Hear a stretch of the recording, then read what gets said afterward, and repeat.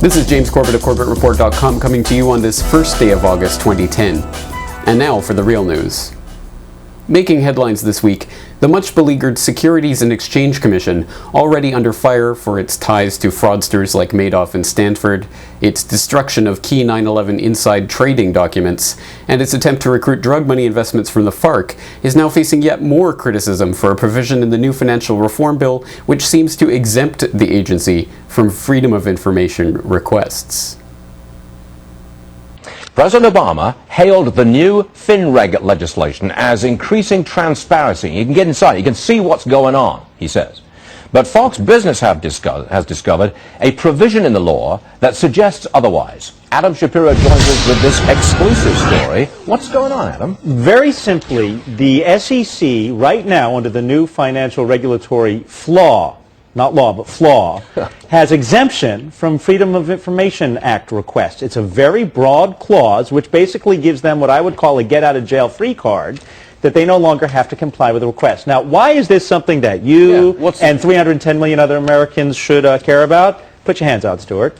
Yes. Oh, Lord. This is the Marco Polis original letter to the SEC saying Mr. Madoff was a fraud. Okay. This right here is a survey the SEC sent out in 2005 to investors in Alan Stanford's industry, right, in which they're asking, you think he's a Ponzi scheme? You want me to keep going? All of these documents we obtained, I got a whole pile. This has all been obtained by FOXBusiness through the Freedom of Information Act request. None of this would be public had the SEC not complied. Well, they did. And as a result, we learned that they knew about Stanford long before it blew up. They knew about Madoff long before it blew up. And they admit they blew it.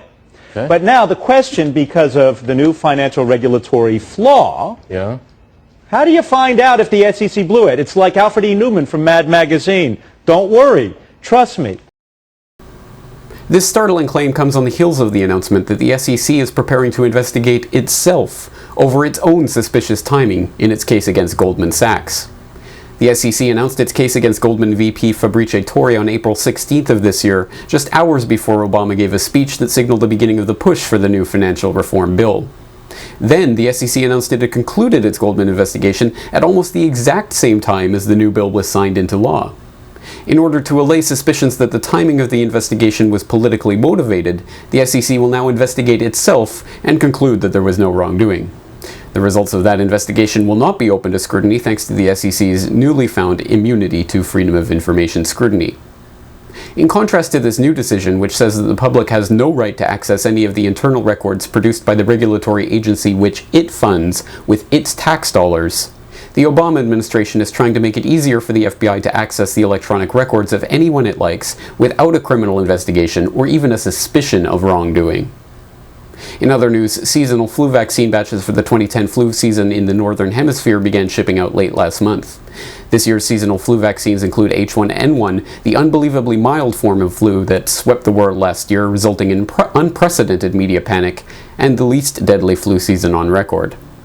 Last week, MedImmune announced that they had started shipping approximately 15 million doses of their FluMist vaccine spray to distributors in the US. According to the FluMist insert, adverse reactions to the spray include runny nose, headache, cough, and chills, meaning that the company admits that some of the product's users actually contract the flu through the spray. Novartis has also announced that it has begun shipping an estimated 40 million doses of its flu vaccine, Fluvirin, for the 2010-2011 flu season to US distributors. This year marks the first year that the Center for Disease Control is recommending every person over 6 months of age receive the flu vaccine. Last Friday, the Australian government confirmed that children under the age of 5 who have received the 2010 trivalent influenza vaccine are 10 times more likely to experience febrile convulsions within 24 hours of vaccination. Last year, the CDC helped the WHO to promote the untested and medically dangerous H1N1 vaccine, a move that made billions of dollars for the vaccine manufacturers who employed the very people that made the vaccine recommendations to organizations like the WHO.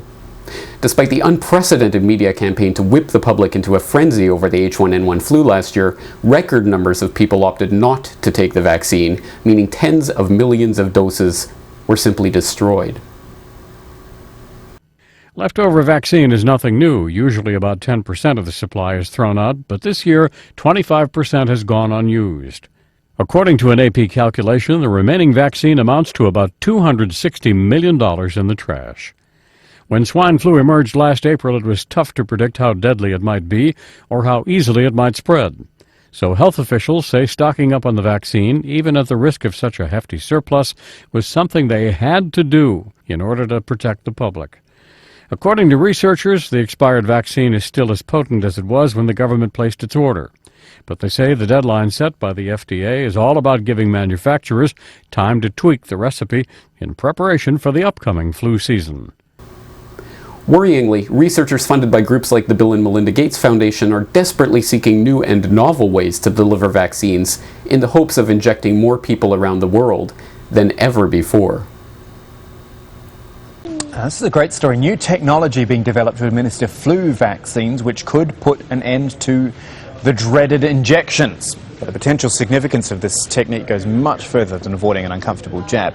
The new vaccination patches could make life-saving healthcare available for the first time for millions of people in the developing world. The patch has 100 microneedles on its surface, each of the needles just over 0.5 millimeter long. But when they penetrate the skin, they dissolve. Researchers have been loading these needles with influenza vaccine, testing them on mice. So far, the results have been encouraging. The patch is more effective than using the standard needle technique. And as the tests go on, researchers hope people will eventually be able to vaccinate themselves. How's that? This will make the vaccines more accessible for those most at risk in poorer countries. And not just against flu we're talking here. Researchers hope the technology could one day be used to protect people from a range of other illnesses. Finally this week, the US government hates 9/11 first responders and wants them to die.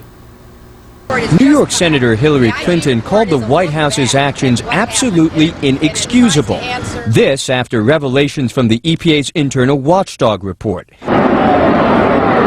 In the aftermath of the World Trade Center collapse, the report says, White House officials pressured the agency to assure the public that the air was safe to breathe before the agency really knew for sure. The EPA did not have the data. They had not conducted the tests, and they lacked the samples to tell workers, parents, residents, business owners, and first responders that they need not worry. But that's exactly what the EPA did. Then EPA Chief Christy Todd Whitman. But from a real health problem and health concerns, we don't have to worry. According to the report, senior officials at the EPA circulated a memo one day after the attacks specifying that all statements to the media should be cleared by the National Security Council. At some point, the report says the White House convinced the agency to, quote, add reassuring statements and delete cautionary ones. The House has failed to pass a $7.4 billion bill to provide free health care and compensation payments to rescue and cleanup workers who were exposed to dangerous toxic chemicals at the World Trade Center site following the 9/11 attacks. The bill failed in part because the Democratic leadership chose to consider the bill under a procedure that requires a 2/3 vote for approval rather than a simple majority. Such a move blocked potential Republican amendments to the measure. We see it in the United States Senate every single day where members say, we want amendments, we want debate, we want amendment, but we're still a no. And then we stand up and say, oh, if only we had a different process, we'd vote yes. You vote yes if you believe yes. You vote in favor of something if you believe it's the right thing. If you believe it's the wrong thing, you vote no. We are following a procedure. I will not yield to the gentleman, and the gentleman will observe regular order. The gentleman will observe regular order. Gentleman thinks that if he gets up and yells at it, he's going to intimidate people into believing he's right. He is wrong. The gentleman is wrong. The gentleman is providing cover for his colleagues rather than doing the right thing. It's Republicans wrapping their arms around Republicans rather than doing the right thing on behalf of the heroes. It is a shame. A shame. If you believe this is a bad idea to provide health care, then vote no. But don't give me the cowardly view that, oh, if it was a different procedure, the gentleman will observe regular order and sit down. I will not. Now stay tuned to CorbettReport.com for episode 140 of the Corbett Report podcast, Requiem for the Suicided, Terry Yakey, where we talk to James Lane of We Are Change Oklahoma and Terrence Yakey Truth about the supposed suicide of OKC first responder and hero, Terrence Yakey.